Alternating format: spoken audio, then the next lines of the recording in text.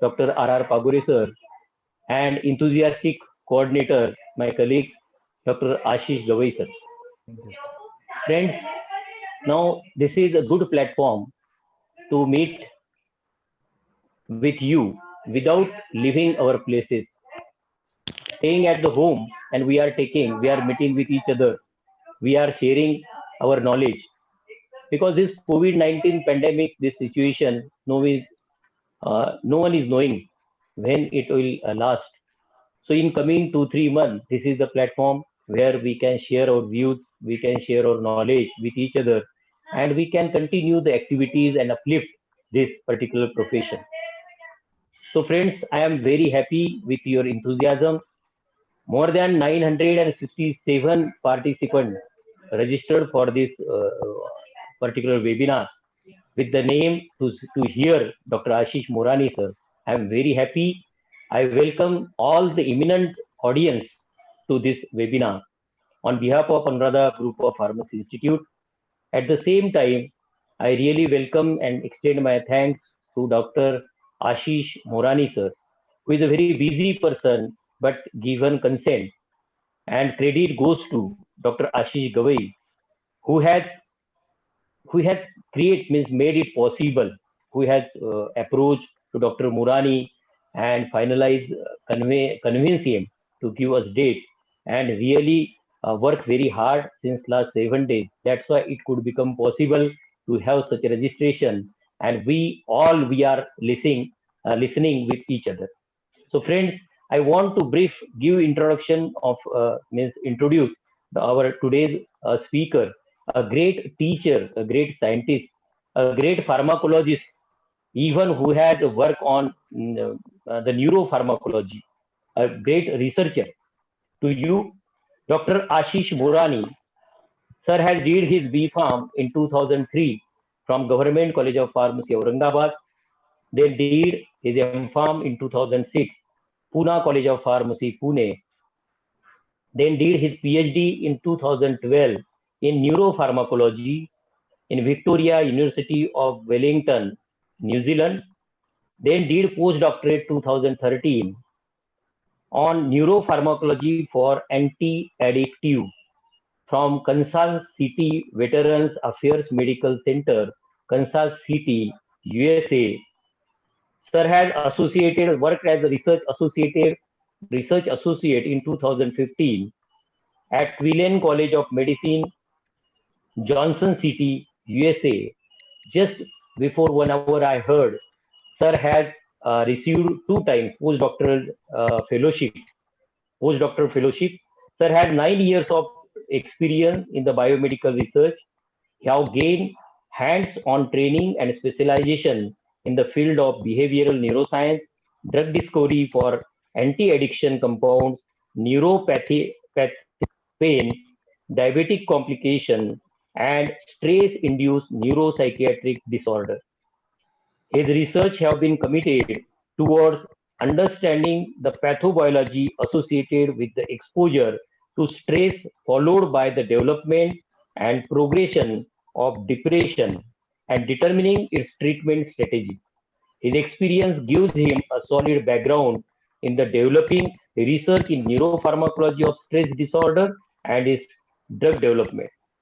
His previous research has been funded by numerous organizations: Neurological Foundation New Zealand, Wellington Biomedical Research Foundation, Victoria University Strategic Research Fund, and All India Council for Technical Education.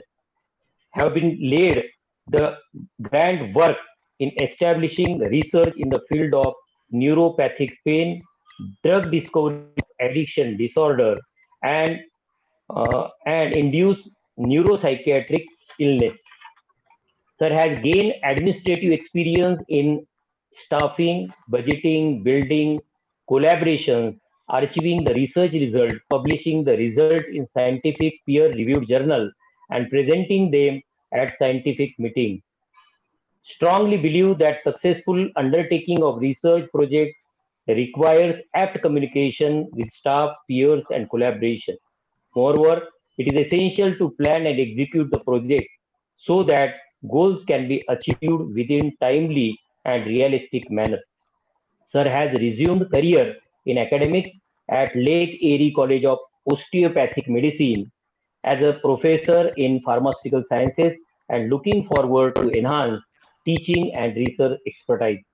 He has published so many national and international reputed index journals. Sir has a membership of different professional bodies, a member of Neurological Foundation of New Zealand, member of European Behavioral Pharmacology Society, member of International Behavioral Neuroscience Society, member of International Society for Ethnopharmacology, member of Microscopy New Zealand, member of Australian Neuroscience Society, member of Society Italio Latino American di Ethnomedicina, and a member on editorial board, Turkish Journal of Medical Sciences. And sir has referred to many journals like Journal of Pharmacology, Journal of Ayurveda, Neural Regeneration Research, Journal of Basic and Clinical Pharmacy. Sir had so many honors and awards. In 2011, Sir got the scholarship for PhD. In 2011, got scholarship for the thesis from Victoria University of Wellington, USA. In 2014, Best Poster Award in Johnson City. Main contribution to science, Sir has focused and the major work in potential addiction. Kappa opioid receptor agonist as a potential anti-addictive, drug discovery for neuropathic pain, and post-traumatic stress-induced depression. Microphone setting to So totally. I invite such a great teacher, researcher, a pharmacologist, a neuropharmacologist to have a dialogue with you people. Once again, I welcome all the audience, all the eminent person, and Honorable Dr. Ashish Morani uh, uh, on behalf of Anuradha Group of Pharmacy Institute. Now, this is the period of pandemic. We don't know uh, when it will last.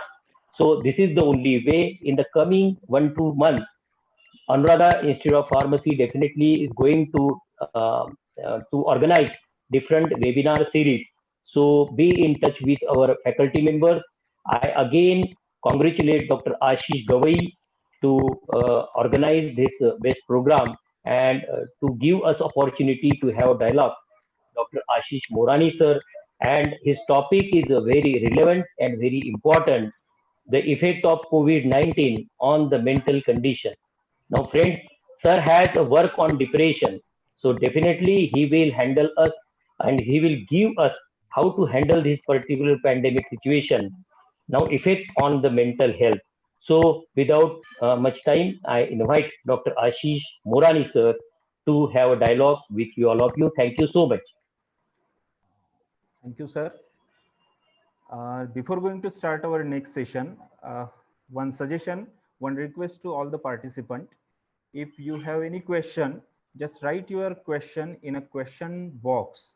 Then after completion of this session, we will ask your question, some of the questions to our expert. So it's my sincere request to all participants, don't write your question in chat box. Instead of writing it in chat box, write it in question and answer box. If you write it in a chat box, it may not be noticed. So please write it in a question and answer session. So I hand over this session to our guest, Dr. Ashish Morani sir.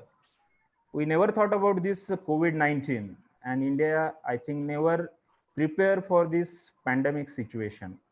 But this pandemic situation has given us a lot of opportunities, and as like said, every dark cloud has a golden shining. So this type of opportunity that we are looking, and today we are having this webinar. This is one of them. So now I request and hand over next couple of times, couple of minutes to our honorable guest, Dr. Ashish Morani sir, for his valuable talk. Please, sir. Thank you, Dr. Gawai. Thank you, Dr. Biani sir, for such a I would say I'm honored. Thank you very much for your kind words. I really appreciate that. So before, without any ado, I'll definitely start with the presentation. I'll first up see if I can share my screen. Okay, so I'm gonna share my presentation screen. Are you able to see my screen? Yes, sir. Yes. Okay, perfect. Just maximize it. Yes. I'm just trying to see if I can switch this to Yes. the, okay, just trying to move.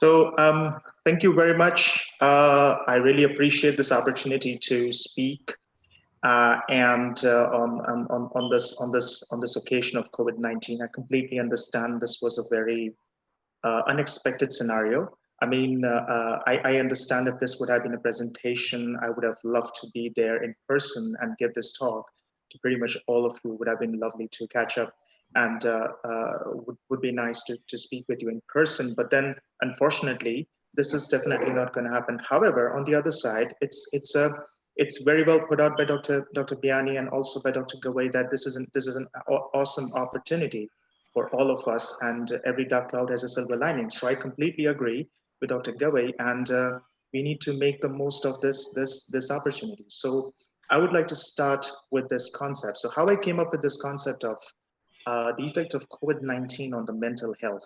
So we all have been exposed to this pandemic for almost, it's been almost 5 years, 5 months, I would say. It's almost 5 months that we have been exposed to this, to the first evidence of the news of COVID-19 breaking in. So there has been, so pretty much everyone knows about COVID-19, how this occurs, the usual etiology, the usual pathophys. It's pretty much evident, and it's pretty much, I would say, known to the general public and to the general audience. Of course, we being the healthcare professional or in the field of healthcare, we are more aware of the, especially being pharmacists or being in the pharmaceutical education, we are more aware of what exactly this condition can actually ensue or can actually lead to. One of the area which I think is actually left under cloud, what I would say is considered to be a secondary factor, is the mental health. Now, I personally feel that mental health is very essential and very important, especially in case of pandemic. Now, it is pretty much similar. The condition of an individual can be pretty much similar to this situation. The pandemic situation can be kind of it could be equivalent to the condition which is observed after maybe like a war, maybe like an earthquake, or maybe like a hurricane, or similar to that, the post 911 event. So I would consider this to be a serious mental health issue, and the way to deal and to tackle this is also pretty critical and pretty important. So in my talk today, I would first start up with what exactly is this stress? How stressors can be a critical factor, or I would say an underlying resource for the development of the future mental health of, like, say, anxiety attacks, anxiety disorders, depression, and even in worst case scenario, aggression and abuse, and even drugs intake, alcohol intake, and so on and so forth. So the first thing that I want you to understand is what are the different type of stress. So Karl Albrecht, in his book, The Stress and the Manager in 1979, it's a very, very interesting concept that he has covered up. Now, this person is basically into marketing, and he's actually covered up the stress in 1979, which we are actually experiencing right now. In my view, stress is like a universal concept. It's not like just confined to one era, or maybe one decade, or maybe a year. It's something which keeps on compounding and keeps on piling. So keep this COVID-19 situation apart, but you can actually see that stress does exist, and it is a realistic factor which exists in our daily day-to-day life. So if you look at the stressors, like in this chart, what we can see is that there's, of course, time stress, the situational stress, the stress dealing with different encounters in our lives, And of course, it's anticipatory stress. So anticipatory, I'm going to talk in detail, give you a detailed explanation of, excuse me, of each and every kind of stress in this coming section as we evolve in this talk, or as we kind of get in more deeper into this talk. So the first stress, time. We all have to stick with time. Exactly. We had to like start this talk at 7:30 p.m. and my 10 a.m. So we had to start. We had to get everything set up on time. So everything deals with time. So you attending this seminar, you had to like maybe kids, maybe with participants with families had to like feed their kids. They had to bathe their kids. They had to feed them. Make sure that they go to bed before you start with this presentation, which is from 7:30 to maybe 8:45ish. So you have to keep in mind the factors that you have to ensure so that you can plan your time accordingly. This is stressful. Nobody understands that. We go on with life. We consider this as like one of the factors which can be helpful or which just goes like a cycle of life. However, it requires planning, it requires execution. So time stress is the critical, and in my view, so Karl Albrecht had categorized this without giving any number, but in my view, managing time is critical, and time stress plays a major role in compounding stress. The another factor is anticipatory stress. Now, if I throw a question to all of you, how many of you are bound by deadlines? How many of you have deadlines to meet? How many of you have got submissions? How many of you have got paper review dates? How many of you have got, I would say, preparing questions for the next exam? How many of you have got the other seminars to plan for? I would say, I can take my example. Dr. Gawai approached me like last week, and I was like, "Oh, I have to work on this progress. I have to work on this presentation. I have to work on this report, and I have to get it done before this date." So anticipation. We anticipate. We have to anticipate that things will go well. Things will go fine. Different forms of anticipation. However, if we stitch everything together, that can also be stressful. Planning and anticipation is also one of the major kind of stress. The third is basically situational stress. Now, for example, there is so much work which is pending. Everything is piling up. I just keep on having 2 or 3 cups of coffee or 2 or 3 cups of tea. I just don't keep track of time. I just keep on working till like 1 a.m. or 2 a.m. or 3 a.m. in the morning. And the next morning, 7 a.m., I have my lectures, I have my class, I have a presentation, I have a meeting. So everything piles up, paying your bills, keeping in touch with your families, calls, making calls for your car payments, scheduling your car payments online, speaking with your bank officials, checking for your home loans. Everything kind of depends upon what the situation is. So these are general situational stress which we all are dealing on a regular day-to-day basis. Encounter stress. Now, this could be with so many factors. Like you deal with a student who has got issues, and you come up with a student.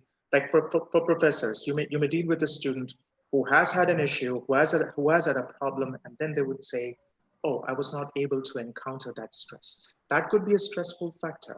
Another factor I would say is that maybe your kids are sick. Maybe your kid has got allergies. Maybe you are, and the allergy just flared up out of nowhere. That is an encounter stress. And something related to relationships, that could be, relationship stress can also be considered as an encounter stress, which is also very important of course, in a day-to-day life, but it also, goes up a couple of notches, especially in a situation like COVID-19. So to stitch everything up, I did wanted to talk about the brain biomarkers and everything, but then I realized this is not a talk about, I'm not going to give you an encounter on my research on depression, but this is actually what is the effect of COVID-19 on different stressful stimuli in our daily lives. So this is what I thought I should actually give you a brief overview of the biomarkers, which are actually kind of expressed in case of post-traumatic stress disorder or in general depression or in case of a repeated stressful stimuli. Of course, the behavioral marker, if we take a look at it, of course, there's intrusion symptoms. So exposure to trauma leading to intrusion symptoms. Avoidance, aversion is a first sign of like patient or a person stepping into, or I would say dwindling into the depression state. Cognition and mood is also very essential. Getting hypervigilant and irritable. This is basically a common observant behavior noted in individual under a lockdown for a longer period of time, like expected and longer period of time. This is basically what is being observed, and Amnesty International has got they've actually said in their reports that this could be one of the factors which could lead to domestic violence, child abuse. So these are the major factors, and we're going to talk in detail as we get into this talk. That is one of the major behavioral factors. We all know that hormonal markers, of course, cortisol is a major, I would say, a factor, deterrent factor, which is released in situations of stressful stimulus. Serotonin, of course, ACTH, the corticotropin releasing factor, dopamine is essential and reward, is also getting affected, is also getting kind of altered. So the monoamine neurotransmitter is also getting altered. The GCR receptors expression, the hypocorticotism, and of course there's GABA and glutamate neurotransmission imbalance. GABA being the inhibitory and glutamate being the excitatory. Neurotransmission imbalance is also observed. We also have noted the levels of the BDNF. If we look at the genetic markers, the BDNF gene methylation, which is BDNF gene is pretty much essential expression of that gene, and the phosphorylation of that gene is noted in case of the neurodegeneration, and this is usually observed in case of the neurodegeneration and the apoptosis of the certain brain regions, especially hippocampal region and the amygdala region. The amyloid beta pathology, which is critically linked to the expression of Alzheimer's, is also being affected. And of course, the different gene polymorphism for the transporters for the monoamine neurotransmitters like the dopamine and serotonin. Of course, and the different types of the other genes which are related to apoptosis. Now, molecular markers, if you look at it, I mentioned about the HPA axis, the hypothalamic pituitary axis is pretty much, pituitary adrenal axis is pretty much essential in the release of cortisol. And of course, that is also affecting the vasoconstriction. So this kind of leads to, so it's like one factor leading to the another factor, and it just cascades down the road. So it's basically a dwindling road, which kind of trickles down into ultimately the expression of different comorbid conditions, such as cardiovascular condition, hypertension, and so on and so forth, which we are pretty much aware that depression and the other comorbid conditions kind of do exist, and they can also ensue, or they can actually kind of like, follow each other's occurrences. The most particular immune biomarkers that I would be interested here is, of course, the IL-6 and the inflammatory and the pro-inflammatory I would say the cytokines. These are also essential and very important, especially keeping in mind the drugs which are being currently employed to treat COVID-19. Drugs which are immunosuppressive drugs and the certain drugs which are immunoboosting drugs. We're going to talk about this as we keep on getting more deeper into the prevalence of the COVID-19, or I would say the pathophysiology of COVID-19. So I want you to meet Rahul. So in December 2019, this is how Rahul looked like. Rahul is 25-year-old gentleman, a young fellow who is into IT. He's an IT professional. He plays cricket every weekend. He plays tennis also. He also attends different clubs on the weekends, sports clubs, socializing clubs. He attends Zumba and yoga at his gym once in a week. He's happy to have healthy parents, but his parents have got pre-existing conditions, which may include diabetes, heart condition, which is kind of common and commonly noted in families in Southeast Asia. He has a brother, so he's also not a single child. He's actually got a sibling, and he's very happy. He's very happy to have a brother. His brother has a family. He's got kids. He's got a lovely wife, and he's very happily married. So we can definitely see, and we can actually conclude that Rahul is happy. He's doing great. He's socializing. He's socially active. He's got an excellent mental health condition. No reason to worry about any kind of a mental health issues. Seems to be perfectly enjoying life, and he's successful in his profession. And he's in other words, he's a nice, charming young fellow who is actually moving towards a successful life. Now, as they say, life happens, correct? Life happened. Boom. There came the alert for COVID.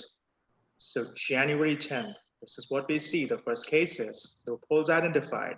Things are not looking great. Emergency committee meetings were issued by the World Health Organization at the end of January. Now, terminating at the end of the month of January, the World Health Organization Director General declares this is an outbreak. It's a public health emergency, and it needs a proper attention from the international community. That's what he says. The situation keeps on evolving. The WHO director keeps on emphasizing that there is a window of opportunity to contain the outbreak. This is like a situation which can worsen. At the end of February, what you see is that the risk from the coronavirus could be very fatal. This is not just a very simple condition. It could be a worsening condition. It could be fatal. This is what was kind of figured out and coined at the end of February. So 2 months down the line, it's still lives going on, but then at the back of your head, you're still receiving information which could be very upsetting, which could be very, I would say, alarming, and which could also set up your alert clocks, I would say, to say, hey, things are not looking great in otherwise, and it can come to my doorsteps. I can also have an interaction with this specific pathogen at some point of my life.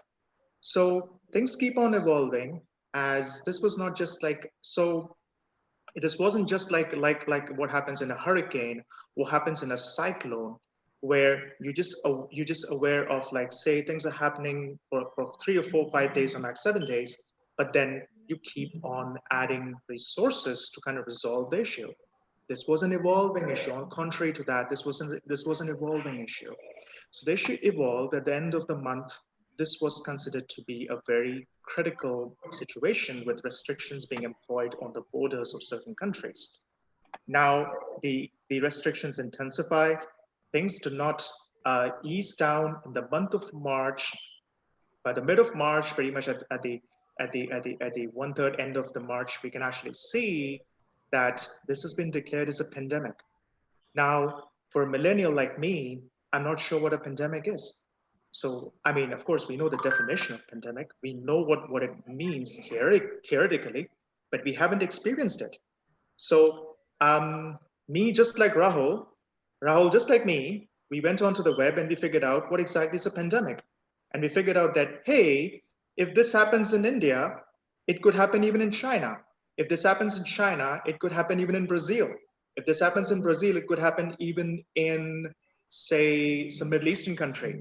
If it happens in a Middle Eastern country, it can happen here in the United States and in Canada. So no one is like immune to what this situation can bring. So you are like, oh my God, this is a very serious condition. This is a very serious state. I'm not a safe person. Like, I can't just stay and I just can't be safe. This can be right across my neighborhood. This can happen to my whoever, whoever to your vegetable vendor, to your, or it can even happen to your peers. It can even happen to your supervisors. It can even happen to your mentors. It can even happen to the government officials, as was observed by the Prime Minister Johnston getting affected of the United Kingdom.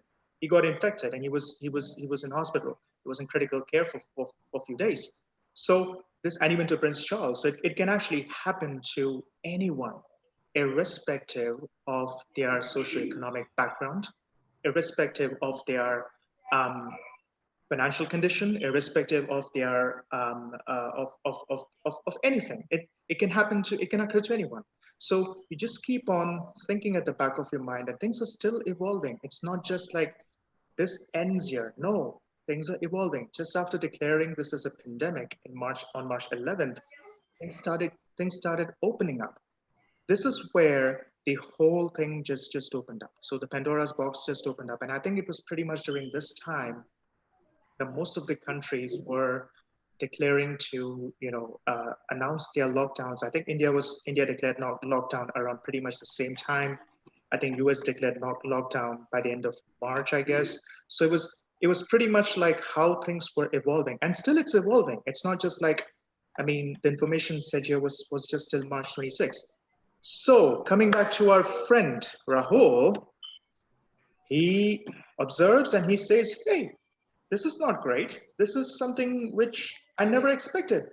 I was expecting my first cricket game in the month of March. I was going to play against the Mumbai Gymkhana team, and I'm not able to play this game. What's going to happen?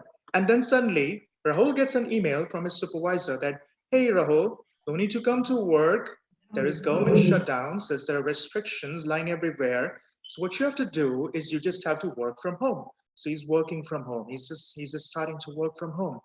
And as I say, you're working from home. You just look at things happening around you, and you search your web. You do more researches. You do more kind of, you dig in a little bit more. You dig in deeper. You try to go to websites like cdc.org.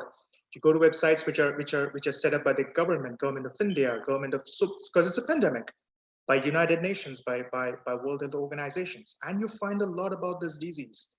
You try to figure out a lot, and there the level of anxiety rises. Of course, the level of anxiety increases. That's a general and a natural reaction by any individual. So what you actually see here is that this were the immediate effects. Since this was a lockdown situation, the government said, hey, no need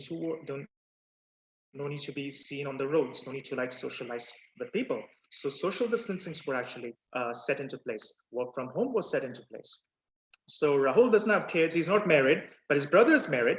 He's got 2 kids. So kids can't go to school. So what? The kids have to stay at home. You need to feed the kids. There's no daycare. You need to feed the kids. You need to take care of the kids. You need to school the kids at home. So that's also like an added, I understand the participants having kids will completely resonate and chime with me, what I feel and what I said, even with Rahul's brother's condition. So that is one of the major immediate effects. Another effect was people losing their jobs, which is a very critical effect, which is a very critical knee-jerk reaction, or even furloughed. They don't know what to do. They're filing for unemployment benefits. That is something which gets into your mind. All these factors are compounding on the stress of the minds of individuals. Business closures. If you look at the businesses around you, people who are working on daily, day-to-day basis, grocery stores are closed, restaurants are closed. In India, there are chaat and mithai stores, they are closed. Chitle Bandhu, people from Pune will resonate with me. That's closed. That's right. That's closed for almost 2.5 months. I mean, everybody loves to go out to Chitle Bandhu and get that famous chivra. I mean, even the cold coffee at the Pune College of Pharmacy, people from PCP will resonate with me. So that's closed. So this was basically a very evolving situation with an immediate knee-jerk reaction of things closing down. This leads to more kind of Rahul getting more, I would say, down. He's basically working from home, has long work hours. He's unable to catch up with his families and friends. He can't socialize. That's making him a bit more aggressive.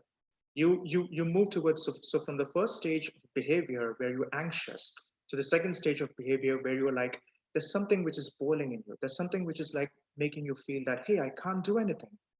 This can lead, so this is basically due to the extended effects following the outbreak. Now, as I'd mentioned, this is not just a static condition, it's evolving. It's happening, numbers are rising. So it's basically a very, very critical situation. So looking from the lens of Rahul, this evolving condition is making him feel that, oh, what about my business? What about my work? And then the thoughts of survival then adds in. It creeps into the mind of an individual that will I be able to survive? Excuse me. Will I be able to get out of this pandemic situation? Will I actually see the other end of the tunnel? That's what you basically see. That's what you basically try to figure out. So this leads to aggression. Like if you look at the timeline, 7 to 12 weeks, Rahul is getting aggressive. He's got long work hours, anxiety for losing a job, getting furloughed, minimal socializing, compromised social contact. Now, this is like, oh, I need to break the barrier. I need to see my parents. Even if they say I can't see my parents who are elderly, who are having pre-existing conditions, I need to see my parents. I need to see my grandparents. I need to see my brother and his family. That keeps on adding the aggressive feeling that can resort Rahul to either go to alcoholism or even to drugs, or even resort to violent outcomes. So in such a situation, you are at a brink where you either decide to go complete left, which could be either aggressive behavior, or complete right, which could be either submissive behavior, wherein you would like to, calm yourself down by taking drugs and forget everything. You either go for a dope, you either go for alcohol. That is also both ends of the swing are basically leading you to a bad mental health, either way around. So at this situation, Rahul is basically aggressive. And now, as things keeps on evolving, we are not sure what's going to happen. So he's basically getting aggressive, he's getting anxious, he's getting sad, and then he's becoming vocal. As this cycle keeps on adding, this can basically ensue the development of post-traumatic stress. This is a trauma. He hasn't even faced any kind of a situation, but still it's a mental trauma. He's undergoing a lot of disturbances in his social life, in his day-to-day activity. There's a complete shutdown in his day-to-day activity. This can lead to the development or onset of depression and anxiety in an individual, including Rahul. So there's another corridor of uncertainty. So this is basically what usually happens at the end of the tunnel. You don't know what's going to happen, how long this is going to happen. This basically makes you feel more anxious, and anxiety keeps on compounding, anxiety over anxiety. And then and it's not just an anxiety from your work, it's anxiety from all different sides. So if you look at the different factors, you have a deadline to meet, you have usually working from home is actually, you would agree with me, working from home is exactly, it's not real fun. It's actually like three times more work than actually working from office. So it's more work. It's like kids, it's like families, people getting furloughed, there are health concerns, the business closures, so many factors compounding. And then there's a big question of uncertainty. How long am I going to be in this situation? Am I going to be like finishing or completing this situation, or is the situation, does the situation end? And if yes, if it does, then when? You always need a deadline. We are like, our brains are accustomed to deadlines and meeting schedules. So that is scheduling our day-to-day activity based on the deadlines. So we don't know that, it's uncertainty. So in my view, if you look at the effects, or I would say the mental effects of a situation like a pandemic, like COVID-19, what you see is that the initial phase, what you observe is the immediate effect. So that is basically at the base, and it leads, so everything leads to something. So the initial effect is basically an immediate effect, which leads to like lockdown that we have discussed right now, that leads to the extended effects. Now everything's evolving. The final effect that I am concerned at this stage or at this point is a residual effect. Now you may ask, what are the residual effects? So residual effects could be more time spent on computers or electronics. Now, of course, this meeting is in front of a computer. So we are right in front of a computer. We know that we are working late. And it is said that if you work late and if you're in front of a computer screen for a longer period of times, and even before you go to bed, they say that doctors recently, our researchers are recently advising not to use your cell phone before you go to bed, to keep your cell phone away. But nowadays, Things are evolving. You have to keep your cell phone. Your cell phone is your important source of information from your colleagues, from your work, from news channels, from whatever's happening around the globe, whatever's happening around you, even your friends and family texting and calling you. So things are evolving. So you do need to have electronics and computers handy. You just can't keep them away and say that, hey, this is something which is done and my day's done. No, gone are those days. So they are something which we need to keep away, but this is something which we have to be in presence with. So that's a basic, I would say, a decisional paradox that we all are facing at this present stage of pandemic. Extended work hours. As I said, working from home is not just like a few hours or 8 hours or 9 hours. It's actually extended. Like today's Saturday, and we're actually discussing this on a Saturday, on a weekend. So that itself shows that we're having an extended work hour. So that is also one of the compounding factor which we can always consider. Time spent on social media, like people posting, of course, people posting really good things, like trying to connect with each other on social media. I did see a lot of my friends connecting with the sari challenge, connecting with the quiz challenge, and so many things. This is great. But there are different things. Social media, in my view, is a two-edged sword. You need to be very much careful in how you use it. It's never a sheath, it's always a sword. So you just have to be very careful how you use and how you spend your time on social media, and how much time you divide on spending on social media. There's of course an urge to socialize. We want to socialize, we want to get out, we want to catch up with our friends, we want to catch up with our family, we want to be with so there are so many festivities going on. Of course, India's a land of festivals. It's an amazing thing. Like every month you have festivals going on, different cultures. People are not able to socialize. People are not able to meet with their friends and families. People are not able to greet people. All they have to do is just be on FaceTime, be on WhatsApp, be on Skype. The other thing is that kind of urges you to socialize or even meet with them. There's anxiety of uncertainty, of course, and missing the good old days. That's basically what I would say are the residual impacts. Now, as I said, this is an evolving situation.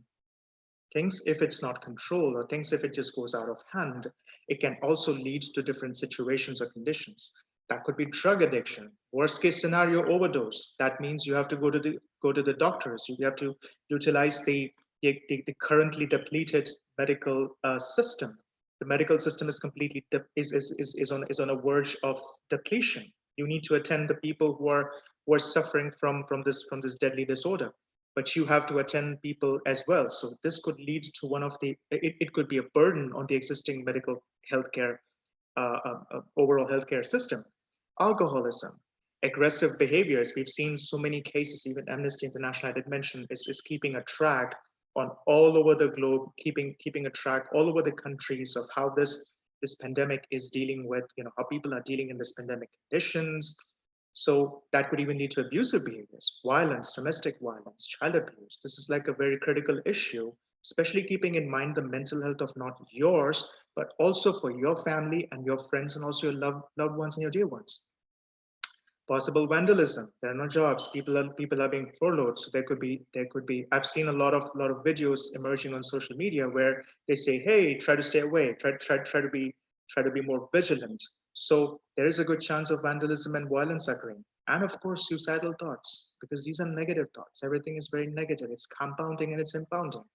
This could be a very critical situations, which is exactly why I mentioned right here, these are the local stress, these are the actual stresses which we face in our day-to-day lives.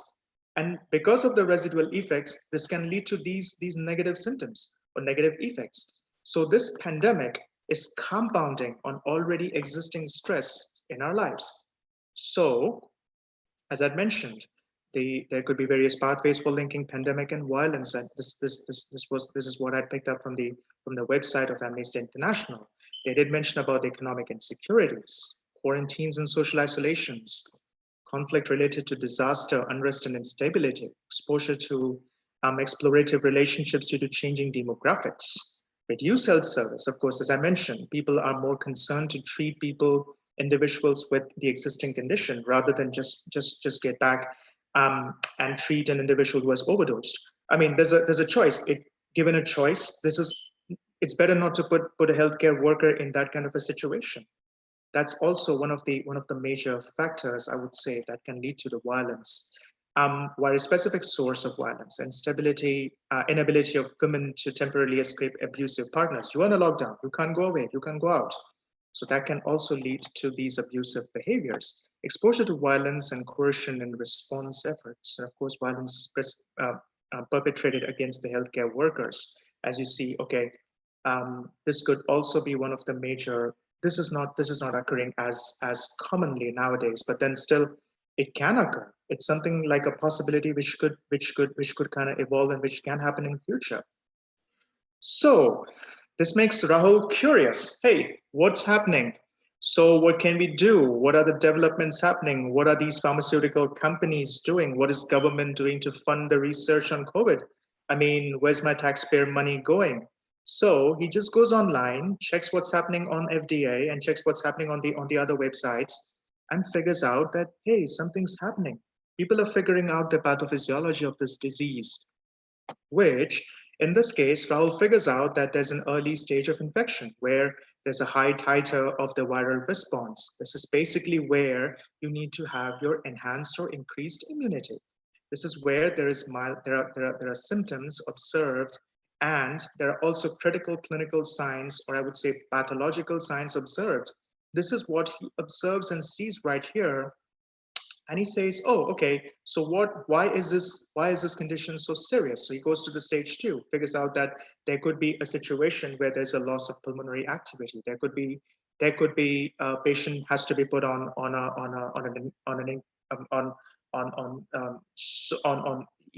the patient has to, the breath has to be kind of revitalized in this individual. So what he observes is that there is a phase which goes down from the viral stage, and then the host inflammatory system starts up. So remember the stages. I did mention about the interleukins and cytokines, which are essential in situations, especially for post-traumatic stress disorders. So if we look at the drugs which are used here, they are used to reduce the inflammation or hyperinflammatory response in an individual. Those drugs can actually are shown, it's proven medically and of course scientifically that these compounds can cause depression. They can cause reduction in the levels of BDNF in the brain region. So drugs which could also cause a reduction in the inflammatory response are also responsible for causing mental health issues, especially post-traumatic stress disorder. This makes people really feel, this makes Rahul feel like, hey, what's actually happening? So what could be the other possibilities? What about vaccination? So he just comes up to the conclusion like, let's figure out what's happening right now. So 3 different classes of drugs which are used to treat 3 different classes of medical condition: Ebola, HIV, malaria. That could be one of the major, I would say, outbreak, or that could be one of the major breakout compounds which could be used in future, or which could be used in present. Antibodies could also be administered to keep the patient healthy. And there's vaccine. Of course, vaccine development has its own phase. So he just checks back and he sees, oh, all right, so vaccine development can be done in, say, September 2021. People say it could be done, like, of course, there are recent reports. This was actually pulled in. This was a report back at the beginning of May. But recent reports says that it could be January or February that the vaccine could be developed. It could be in the clinical stage.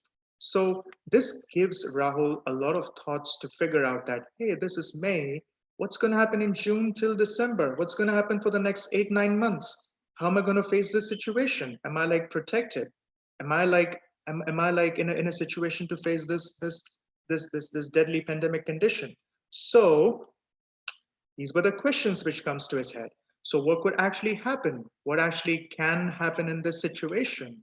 Like with this developing or ever emerging condition, even in the pathology or pharmacology of this condition, does these drugs have any side effects? Are these therapies going to be safer?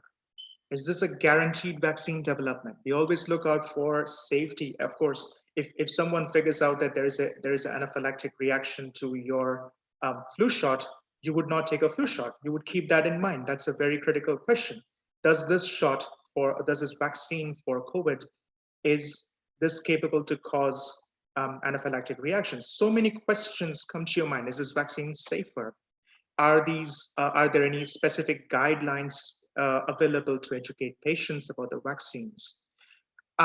These questions are very, very critical. And of course, from a pharmaceutical development point of view, how can we market these vaccines? Who's going to pay for these vaccines? And what all other drugs available to treat that condition, preventive as well as treatment factors? All these factors are really compounding questions which comes to your mind when you start doing research. So this leads to more negative emotions in Rahul. Rahul is sad. Sometimes he's anxious. Sometimes he's angry. Sometimes he's aggressive. All these factors can compound. It's like a vicious spiral which can lead to the downfall of an individual, especially from the mental health point of view. So just coming down and expressing how this could affect or how this could actually lead to the stressful stimulus. Of course, the mental health or the mental effects would be that's what we had mentioned right here. There could also be physical effects and there could also be behavioral effects, which I would like to underscore social withdrawal in this situation because there's already social distancing. So this can actually lead to more. So one of the way to cheer up an individual who is depressed is to socialize with them, is to like catch up with them, get them involved in day-to-day activity or in community services. This can't happen. This just never happens. So this is actually a compounding factor which can lead to, of course, sedentary lifestyle. That's one of the major factors which is a compounding factor which can lead to more development of stress. So I think the compounding effect for stress could be the unholy trinity. That's what I say. The first is basically social media. You are in touch with your friends and family. You see the news feeds, and then you check back. Oh, let me check back TV. Let me see what's happening on TV, what's happening on media, what's the media's reporting, number of deaths, number of so many other things, which may be reality, which may be a fact, which you have to figure out. But then that leads to negative development of negative thoughts, and of course, overthinking. So Rahul's overthinking. Everyone overthinks. So overthinking is one of the major factor, which I think can lead to the distressing factors of stress, I would say. So social media, in my view, is it a boon or a bane? Now, this is something I would like to say. This was basically this was actually the post which was posted by the World Health Organization on Twitter. I need to mention it's a big irony. I would say, it's a big jokes of irony. I would say this was something that was mentioned, that you need to be very much helpful and show empathy, be kind on posting stuff on social media. But this was posted on social media. Look at the platform. The whole thing, which we're trying to say to be stay away of, or to be more aware of what you can actually, which can compound to this existing stressful condition, is actually the social media. It's actually the platform which could be used to deliver the positive messages as well. So it all depends upon how you use it.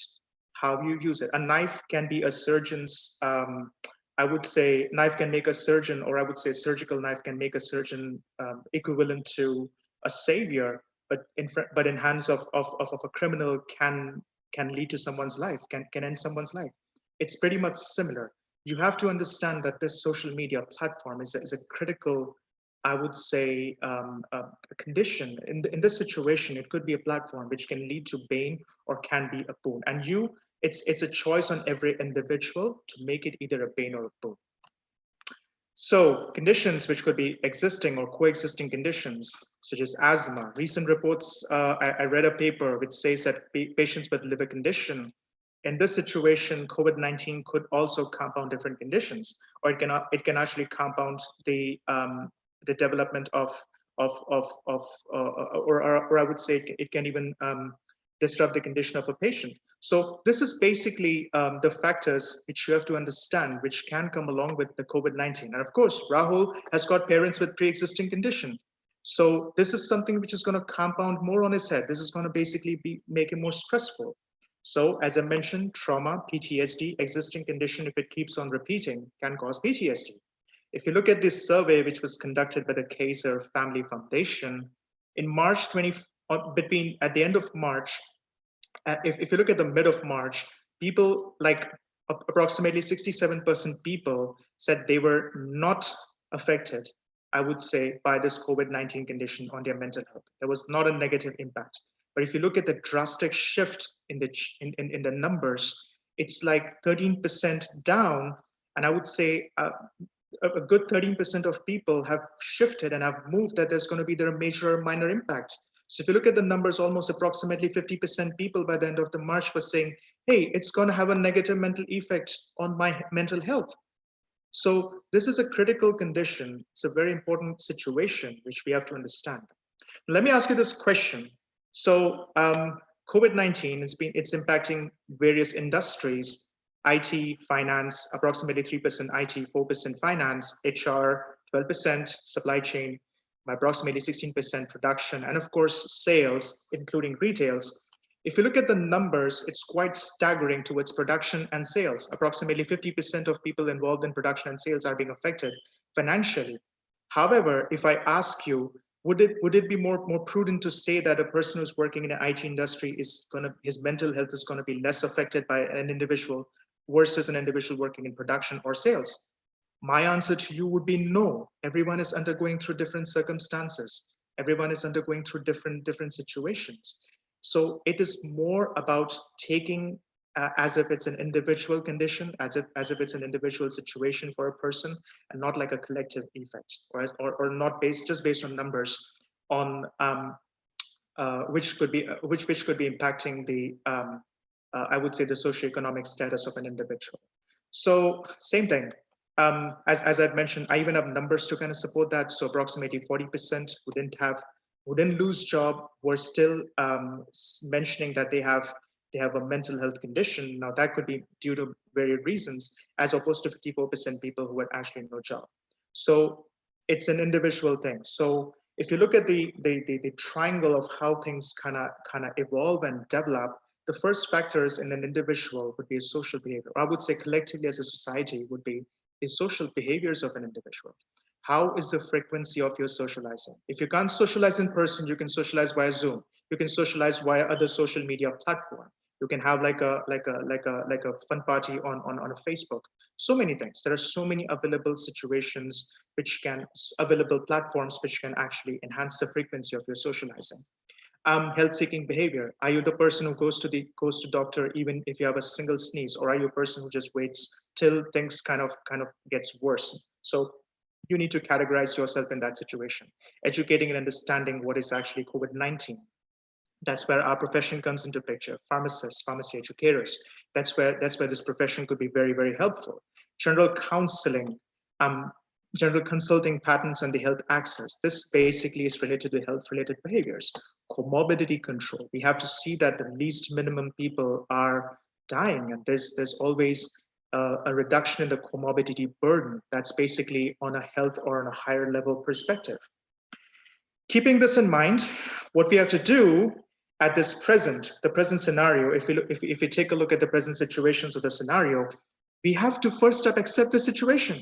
The situation needs to be accepted. Hey, this is a situation which is going to exist. It's going to stay. No need to get angry. No need to lose your temper. All we have to do is we just have to understand that this is a current situation and accept it. Followed by that, maintain a healthy lifestyle. I understand it's easier said than done, but then if you can exercise, if you're working from home, you can exercise, you can have proper diet, you can sleep for a good 8 hours, you can move your sleep pattern, whatever. If you're working late, you can actually get up late. You can actually work with your time. A good time management thing could also be handy at this situation. Of course, you can avoid getting alcoholic. Social drinking is fine, but then you can't keep on drinking just because you're depressed or just because you need to get away from the life struggles. That is something you need to do. Also avoid drugs. Be informed. Go to the websites, go to important government recognized websites, or I would say approved websites. Go to your institutional websites that gives information about what's actually happening currently, how you can be a part of resolving the problem, and of course not to spread misinformation, or I would say keep away from misinformation from social media, which you don't know, you don't have any proper access to the source of information. Please try and keep away, because that would be a very big issue. So limited media exposure, you can watch TV, you can watch stuff, but then just don't get glued onto television sets that these many people, that's where the fatalities, these are the numbers. It can be very depressing. Try to keep away from all the negative thoughts associated by over media viewing. Leverage your past experience. Everybody has dealt with stress in their lives. I mean, at some point or the other, you might have moved away from your family. You might have, grieved. You might have had a breakup. So many things in person's life, and the way you've dealt with it. Use that, leverage that experience to deal with what's happening right now in your life. You can always use your experience, and as I said, your experience is your best teacher. You can actually use your experience to actually deal with the stressful situations happening or evolving in your life. So did mention about that. And I wanted to mention about the, I know I'm actually running short of time, but I just wanted to mention, so New Zealand was a country which has had a very positive response on containing the COVID outbreak, and also how they actually managed to flatten the curve, and how they were actually how they actually focused on bringing their entire country or entire situation back in control. So I would say, so I went back, I checked on their Ministry of Health's website. I spoke with a few people there, and they were actually kind enough to give me their proposal, which they have for future. This is basically their plan of action, which they're actually going to be implementing in the next 12 to 18 months. So the first thing is basically, the first principle that they utilize is people and whānau center. Whānau is actually a family or extended family, like your community.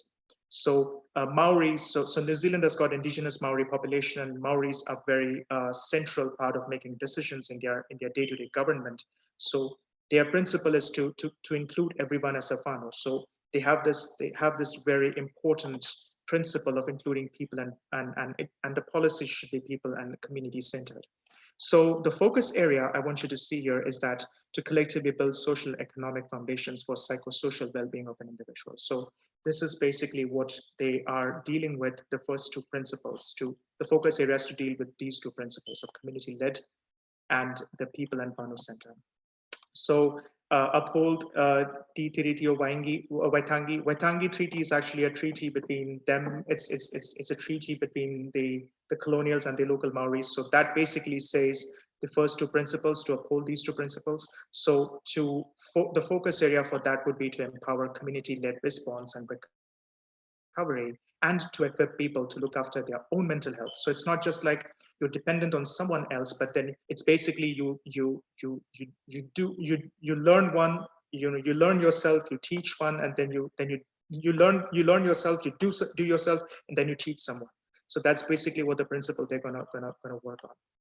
Achieve equity, protection of human rights, and work together. So that would be basically the focus area for these three principles, would be to strengthen primary mental health and addiction support in communities.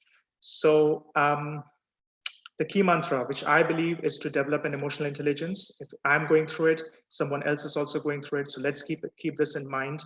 Let's be more emotionally intelligent and develop this empathy. Choose a healthy lifestyle. I believe it's up to you. You have your time. You can utilize it by just choosing a sedentary lifestyle, or you can have a healthy lifestyle, inculcate exercise in your life.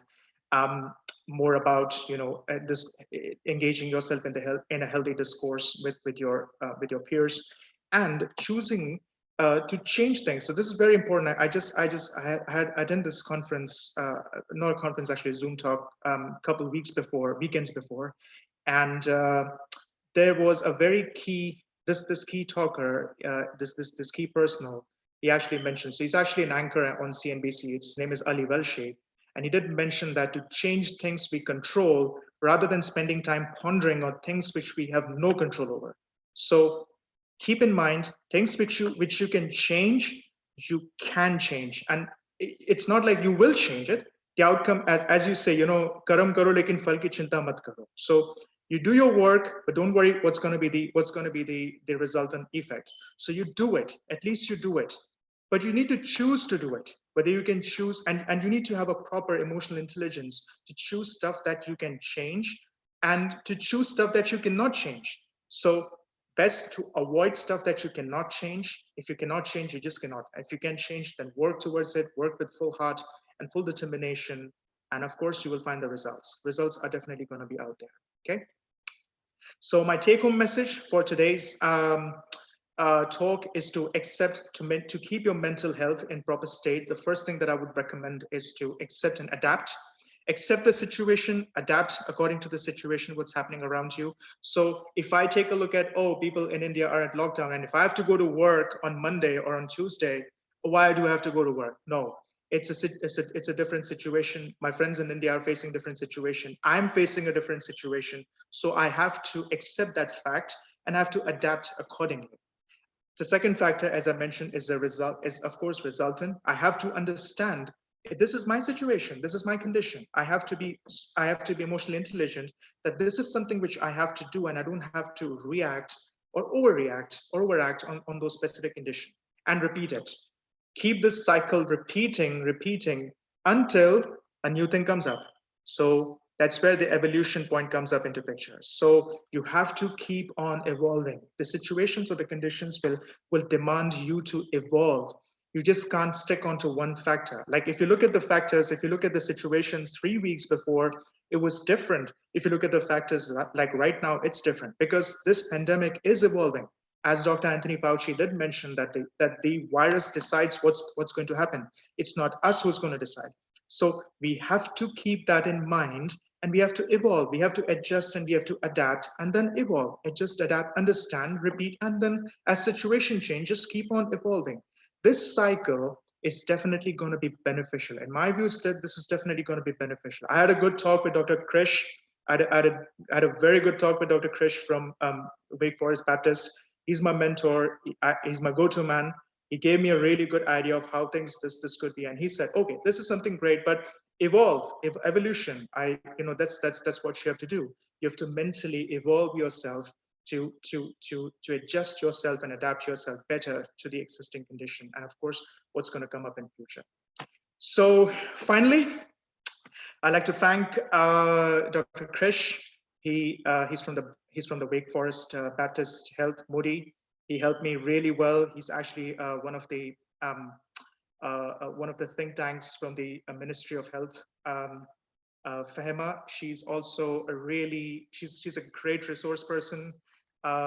She's also working at the Ministry of Health, especially for women health in New Zealand. And Aniket, he gave me like finishing touches to work on some stuff. And of course, Ministry of Health, New Zealand, for sharing their, of course, I would like to thank Modi and Fahima for helping me acquire that information, and my school econ. And of course, I would like to thank Principal Sir, and I would like to thank Dr. Gawai and the entire panel board for giving me this wonderful and excellent opportunity to speak up. So finally, I would like to end with a very positive note. It's an excellent source of inspiration from the Indian poet Javed Akhtar. It says, "Zindagi hai to khwab hai to manzile hai to fasle hai to raste hai to mushkile hai to hosla hai to vishwas hai. Kyunki fighter hamesha jeeta hai." With that, I end. Thank you very much.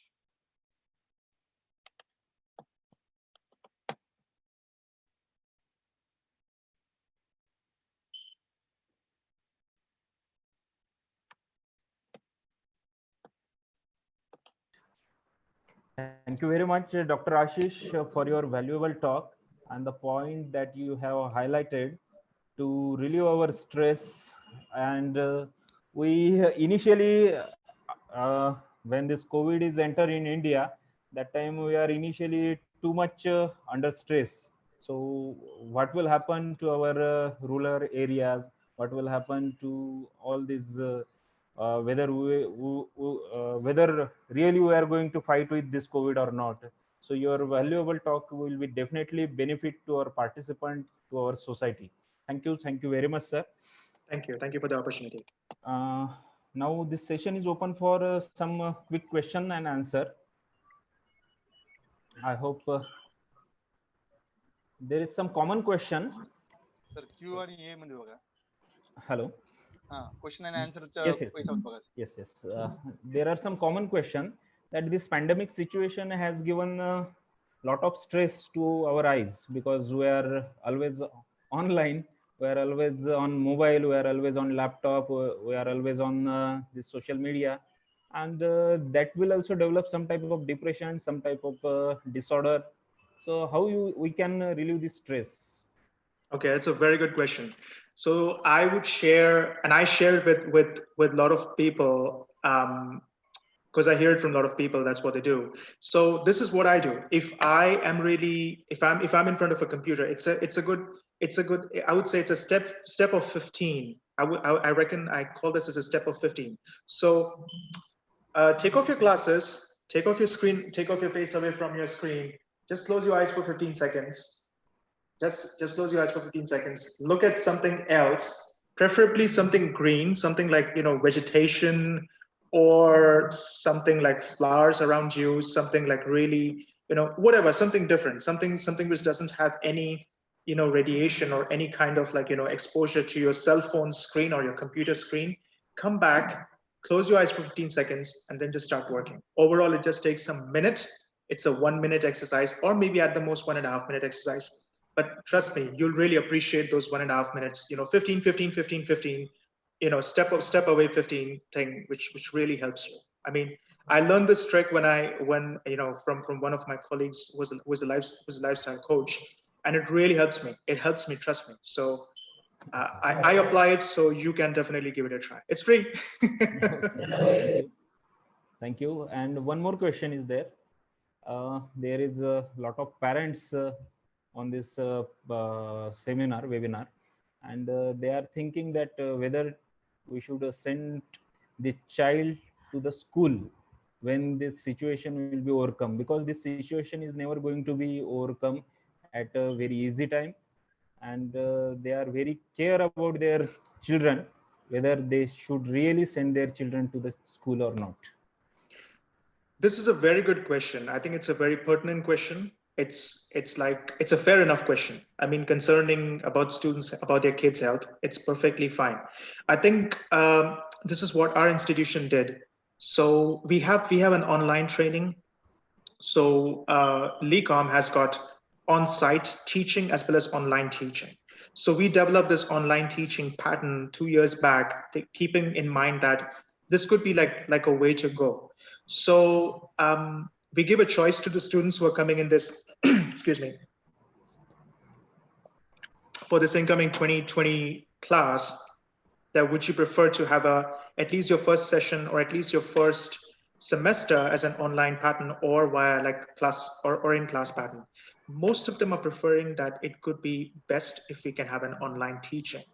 I mean, I understand with pharmaceutical education, you need to have labs, you need to have a touch and contact with the professors. But I think online teaching is something which would be a way to go. But having said that, there are resources to be involved. It needs a lot of planning. It's not something which comes out overnight. It takes a lot of planning, a lot of effort. If you ask me personally, it's a situation which is, as I said, it's evolving, and it depends upon the government guidelines and also how the institution respond to it. So as people are doing here, it's an individual decision. But then, of course, it's a valid question from parents, which I think it depends upon individual institutions and also government organization making a right decision and coming to a right choice. Okay. One more question. Yes. Right now, there is a race of vaccine in total this world. Everyone is trying to get their own vaccine. These all multinational companies. And as per the rule, everyone remember who is first. What about other? What is the future of that vaccine? And if someone that is first, how that industry will keep the prices of that vaccine? If it That's a is very good. Sorry, please. if it is useful. So it's a very your extension itself is going to be my first beginning of an answer. I think if it's useful, so to figure out whether the vaccine is going to be useful, it needs to be safe. So safety is going to be a big concern. To figure out the safety of a vaccine, it's going to take a lot of time. And recently, excuse me. Sorry about that. So recently, I think government has most of these research, they are funded by the government organizations. So of course, government has also got some kind of, I would say, a say in pricing and development of those vaccines. Of course, there's patent and other numerous laws which I'm not aware of are involved. But then it's not going to be the first person who does that is going to be the winner. As I said, it's an evolving situation. So the data that the first person generates is going to be used by the second person to improve the quality of the existing vaccine, and so on and so forth. So I think I do see a good sense of collaboration between different scientists, between different organizations. And if this collaboration stays, I don't know what's going to happen. Like, it's a very ever evolving situation. If this collaboration stays for next 6, 7, 8 months, then we can definitely come up to some conclusion that, hey, this is a first vaccine, but then let's keep on evolving. So the first vaccine for influenza was not very safe. I mean, of course, we all know the story. So it's an ever evolving situation. So it depends upon so in my view, it depends upon the government collaboration. It depends upon collaboration from pharmaceutical companies. And it also depends upon the collaboration from the clinical participants and the data that we generate. I hope that answers the question. Yes, right. One more question. You have studied a lot of related to these neurobiological sciences, and question is related to that. Is there any neuro or immunomodulatory drugs or external agent that we can give to this negative or positive patient, COVID positive patient, to boost their energy, to boost their morale? For mental health? Yes, for mental health. So I've seen this. This is a very good question. It's a very interesting question. I really commend and applaud the person who's asked me this question. So my answer to you is that take your vitamin pill, think it as a magic pill, and take it. Okay. I want you to have that placebo effect. It will be a placebo effect. Okay.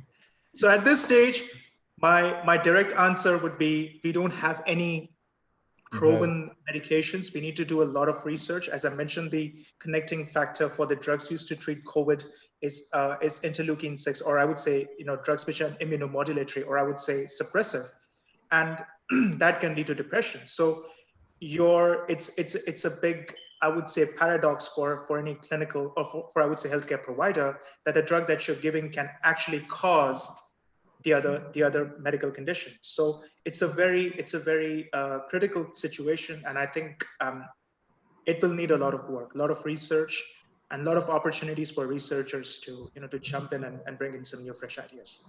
Okay, thank you. One more question from my side. Whether USA is really going to be a next Italy in some days? I can't say. I have no answer. I have no yes or no answer for that, sir. Yeah. Because there is no such lockdown situation completely in some state. There is not a seriousness in some state.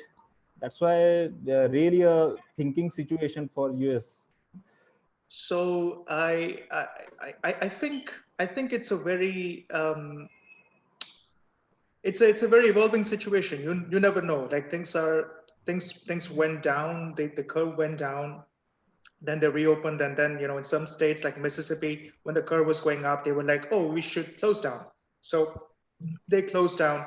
Certain states, excuse me, such as Washington, cities like Seattle, where the first cases were reported, they shut down, and they're still shut down. They still work from home. But then it also depends upon the socioeconomic parameters. I mean, in South, this basically agriculture, it's an agrarian economy. If you look at states like Washington, they're mostly technology-based economy. So technology-based work can be done from they can be done from home, but not the agrarian-based economy. I mean, you have to feed a population, right? So there's a lot of things happening. There's a lot of things evolving, and there are a lot of factors. So I wouldn't just come up to a conclusion. but then we have to wait and watch. It's an evolving situation. So for me, my work started from Monday. I had to go to work, so I'm going at work. I just drive. I just have a mask, and you have to evolve. You have to, as I said, you have to evolve. You have to keep on evolving, and then it just adapt, understand, and then repeat. That's it.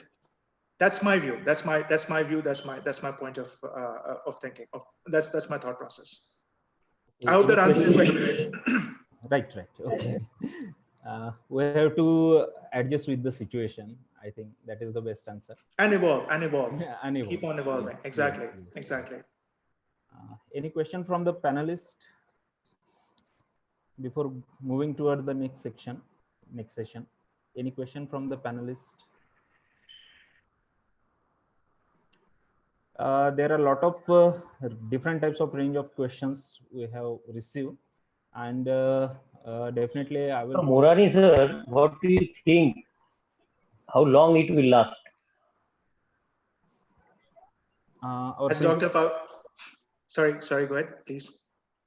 Sorry, Doctor, go ahead, please. This corona outbreak, what do you think that how long it will last? So I would quote Dr. Anthony Fauci. It's the virus that decides how long it has to stay. And it is us, whether are we going to allow it to stay, or are we going to let it go away? It's going to be us. It's going to be definitely a big tussle. I would say a tug of war between the virus. What I think, as it is a virus, I think it is very difficult to search vaccine. Because looking at the dengue and all that, yet we have not searched the vaccine for dengue also. I think but it is quite difficult. I think one of the bigger problem now is that they've figured out a mutated strain for COVID, and I think it was I just read it like it was like last week, and they're actually closing another province in China, and they're like, this is actually going to be one of the mutated strains, and of course this is just the virus is pretty much like, if you look at the exact I would say pathophase of this virus and how it spreads, it's pretty much on the lines with influenza, and we always take our influenza vaccination every year because the strain that we were exposed to last year are not going to be the same this year. So you run a risk of like this is an evolving influenza vaccination. And the point of us taking vaccination to prevent it is very different. Like, what about the coming generations? I was just thinking about it, and we just had a discussion with Dr. Krish, and he was like, what's going to happen for the coming generations? Like, what about kids? They have their own vaccination list. What about like, will they have a vaccine for COVID as well? So it's a very evolving situation, I would say. Do you think that we Indian, we are getting the benefit? Benefit in the sense? As this is, do you think that the Indian or Asian countries, they are getting the benefit of our immunity? I wouldn't come to that conclusion because I've seen it happens, it occurs.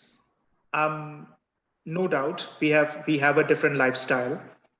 But if we take a look at the occurrences and the pattern that it's being following back even in India, it's pretty much similar to what happened in the United States in March, like March mid, same thing. There were like one case, next day it was like 150 cases. Next day it was like 1,500 cases. The next day was 15,000 cases, and then it was 150,000. And within a month, it just went up.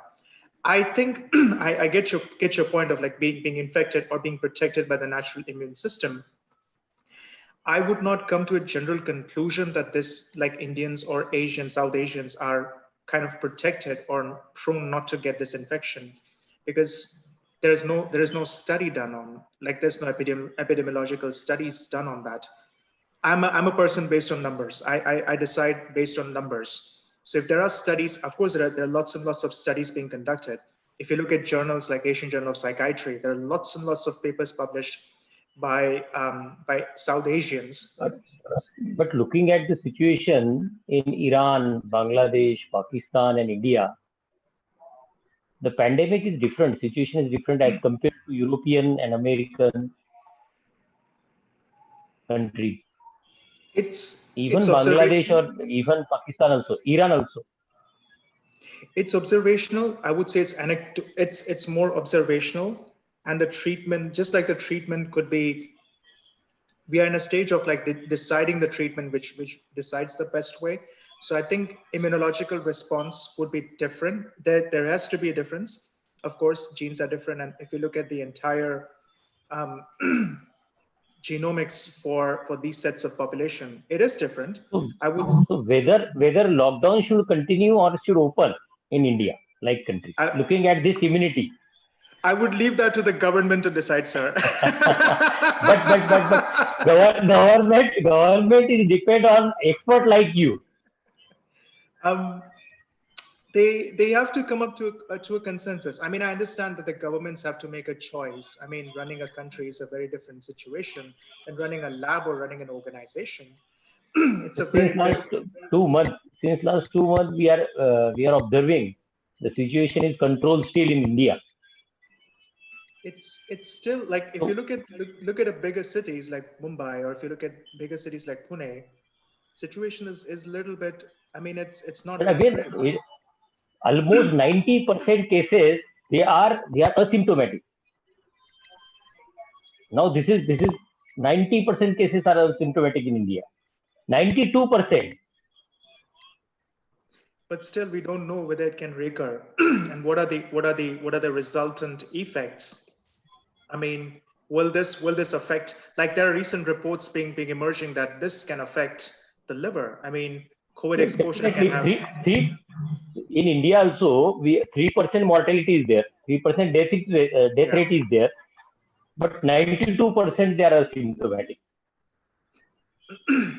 Or even asymptomatic. The problem, as I said, Dr. Bayani, is not 92% symptomatic, but about the 8% which are not non-symptomatic and which can be carriers, and they have been tested. They have not been tested. They get in touch with people. Like if you look at rural population, it's under control, fine. But then people who are asymptomatic, they might be couriers. They are not being tested. They go out there, they get in touch, and a single sneeze can do a lot of disaster to the existing members. You don't know the immunity of the other family members. You might have a family person, you might have an elderly, I would say grandfather or a grandmother who's having diabetes or having heart condition. That's where the mortality rate can actually enhance. And that's where, if you look at the chart or the triangle that I'd mentioned, right at the top, it's about educating people and making them aware of using the healthcare. Probably, of course, education is the first thing. Prevention is better than cure. To use that technique and to reduce the number of mortality, or reduce the levels of mortality rates in these sets of population. I think acquired immunity will be the solution only. They say it's the herd immunity. It's a very good concept of herd immunity. I think Sweden was following that principle. Yes, And yes, yes. I think one of the reasons why it's a probability, and this is probably what I think from papers that I've read. They just want to have like people develop a herd immunity, but then you run a risk of exposure to people who are at a high risk. So it's a double-edged sword. I mean, there's no shield here. We are dealing with a double-edged sword at every time. You can get a result which could be positive, or you can get a result which could be negative. So we are running. It's a very, I would say it's a very emotional conundrum slash paradox for a healthcare provider to make a decision which could be conclusive, which in many cases unconclusive. It could be very straightforward, looking very straightforward that, oh, we should, this is what's happening. But then, as you said, the numbers are staggering. 92% is a staggering number. To any person who's to any person thinking logically, or implementing science and decision making, that's a good number. But what about the 8%? The other 8%, that's the reason why we have social distancing in place. It's because of that 8%. Like young people initially were like, oh, why should I stay away from my grandparents? I mean, I know a lot of rural families in Tennessee. They were like, oh, I should not like stay there. I should meet my grandparents for the Easter break. They were thinking a lot of way to socialize. But hey, it's not you. If you have it, your immunity is great, but then it's your grandparents, it's your parents, it's a population who are like more prone to get this infection. You're basically asked to social distance yourself to prevent the spread of this disorder to them. You are not accepting the situation is different in India. The impact and situation is different in India. As I said, it's different. It's an evolving situation for a different country, and it's different for me. It's different for you. It's different for different regions. So it's upon the governments to decide and make a choice, I would say. Okay, thank you so much. You're welcome, sir. Thank you for your question. Okay. There are a lot of different range of questions we have in question and answers box. Definitely all these questions will be forwarded to Dr. Ashish Morani, and we will get that question feedback very soon from Dr. Ashish Morani. It will be forwarded to that participant. Okay. Before moving to next session, with the permission of our respected Dr. Biani sir, respected principal Dr. Biani sir, we take this opportunity to inaugurate certificate of this webinar on this online Yes, platform. sir. Sure, sure, sure. Thank you. And just let me, Dr. Rahul Deshmukh will help us. Hello. Should I share my... Rahul, sir. Sir, Rahul, दोनच sir? मिनिटं. Okay, okay, sir. दोनच मिनिटं.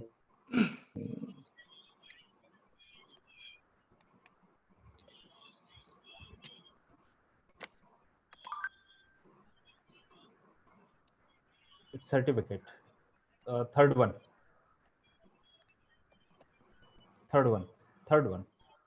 not that one. Third one. It is at this third one. Certificate for Dr. Ashish Gawai. Dr. Ashish Gawai. Yeah. This is third one. Starting from initial, this is third one. Right. Okay.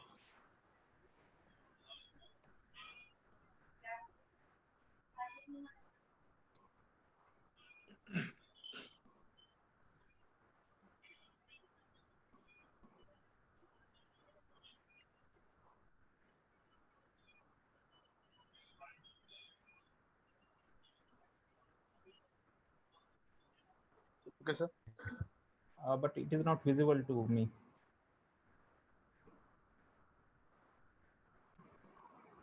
It is not visible, sir. Deshmukh sir. Sir दिसत नाही का? नाही. Sir माझ्याकडून तर clear दिसतंय ते, पण ठीक आहे. Okay. पीपीटी दिसत नाही का पूर्ण? नाही दिसत नाहीये. It is a blank. Should I share my screen? Okay okay. आता सर, आता तरी? No. Sir Yes, yes. Okay. Yes. Okay.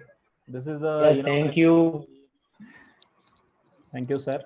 This is the inauguration of a certificate for this webinar.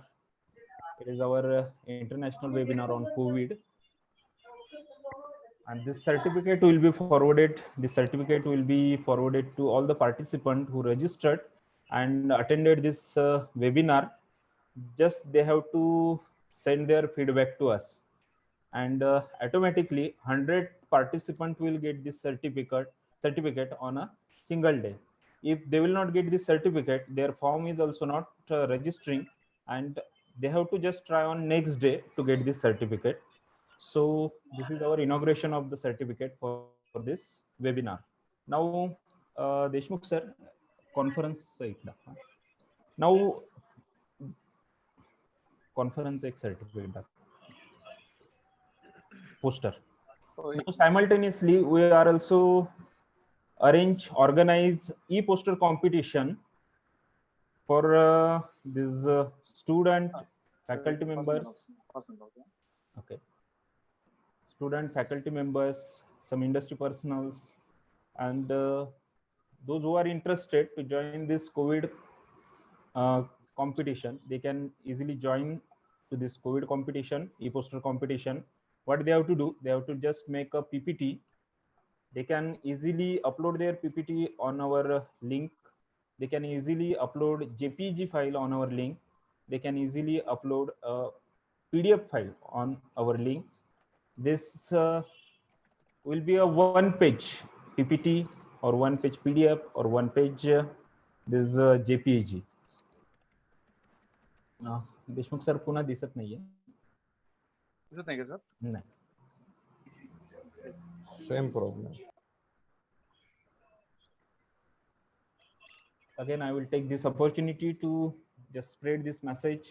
E-poster competition, we have more than 150, and I am very happy that our today's guest also participated in this e-poster competition. Yes, sir. Yes, just maximize it. Our today's guest, Dr. Ashish Morani sir, and his student also participated in this poster presentation competition. I'm very much happy that within a short period of time, he made this poster and uploaded on our system. Thank you, sir. Hopefully by today. Hopefully by today. Yeah. That's my next to-do list after this talk. Yes. Our deadline is up to tomorrow, but we can extend for more one day. We have five different types of theme. These themes are designed according to our honorable principal sir and our staff member discussion. These themes are related to pharmacies. These themes are related to the Indian industry persons. These themes are related to teaching faculties. These themes are also related to the viral infection. How this viral infection in future going to be produce a big havoc. Okay, we have a lot of prizes also. First prize is 2,000 rupees. Second prize is 1,500 rupees. Third prize is 1,000 rupees. And our team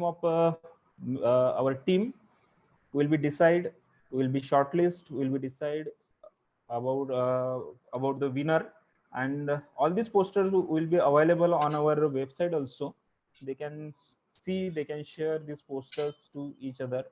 And one of the most important thing is that this city quiz, this national competition is associated with the city quiz. This one is the clinical trial company, very famous company from Pune, and that company has given us a sponsorship also for the presentation. Some of the very good poster, they are really interested because they are working on a clinical trial. That's why they are very interested on some of the posters, and definitely it will be benefited for the student and the participants also. This is a inauguration. This is an inauguration of this e-poster for this e-poster competition.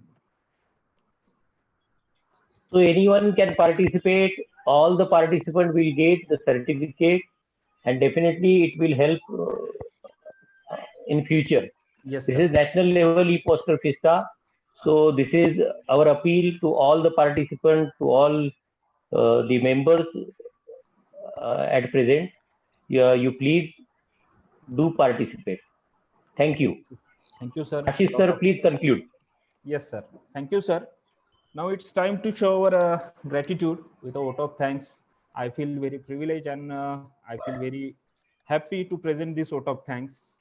First of all, I am very much thankful to our resource person.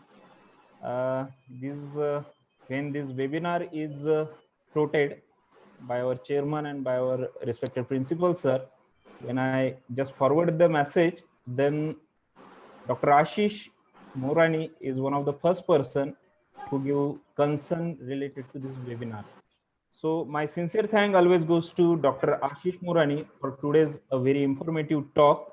And on behalf of my management, all principal, all trustees, all staff members and student, I thank you accept our invitation and have a very nice discussion on mental health. Then Dr. Ashish Morani sir is a good friend of mine, and we always discuss a lot of things related to pharmacology. Since 2006, we are in touch. Ashish sir is like a friend. 2004. 2004. Yes, 2004, right? 2004. We finished it in 2006. Exactly. Yeah, and Ashish sir is like a friend is in need, friend indeed. So lots of time we share, we discuss a lot of things. Thank you very much, Dr. Ashish sir, for your valuable talk.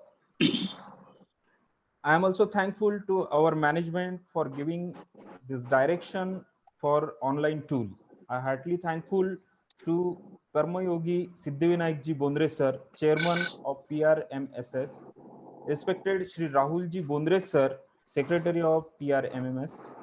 Rahul Bhav is our motivational mentor as well as leader, and who always motivate us Thank you very much, sir.